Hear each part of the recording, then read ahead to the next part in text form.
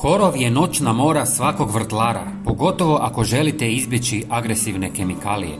Svake godine borim se s njim u svom vrtu i dvorištu.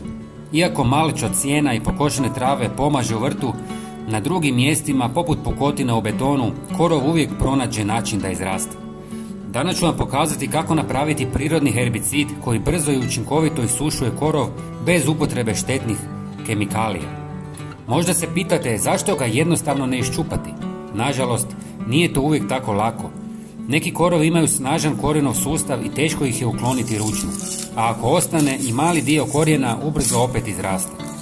To može biti posebno iscrpljujuće za starije osobe ili one s bolovima u leđima. Evo kako izgleda korijen koji nisam uspio iščupati. Ovo je razlog zašto je bolje koristiti učinkovitiju metodu. Sada ću vam pokazati nekoliko sastojaka koje možete koristiti pojedinačno ili ih kombinirati za još bolji rezultat. Za početak, pomiješajte 300 ml vode s 300 ml octa jačine 12 do 20%. Što je veći postotak kiseline, to će učinak biti jači.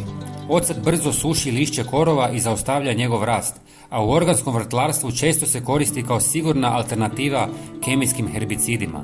No, važno je napomenuti da ga ne treba direktno nanositi na tlo jer može poremetiti ravnotežu u zemlji. Ako želite dodatno pojačati djelovanje, dodajte 1 žlicu soli. Sol vrlo brzo isušuje biljne stanice što dovodi do brze eliminacije korova. Međutim, s njom treba biti oprezan. Ako dođe u kontakt s tlom, može dugoročno narušiti njegovu plodnost. Zato sol treba nanositi samo na korov, pazeći da ne zahvati okolnu zemlju. Za još bolji učinak, u smjesu dodajte 1 žlicu blagog prirodnog sapuna. On pomaže octu da se bolje zalijepi za listove korova i prodre kroz njihovu zaštitnu površinu, čime se pojačava djelovanje cijele smjese.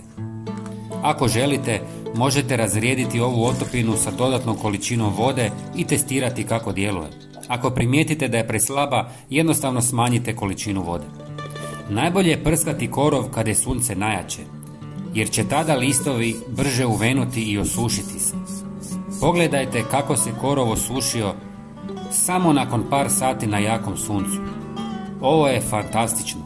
Prijatelji, podijelite ovaj video sa poznanicima kako bismo pomogli što većem broju ljudi. Hvala vam na gledanju i vidimo se u sljedećem videu. Pozdrav!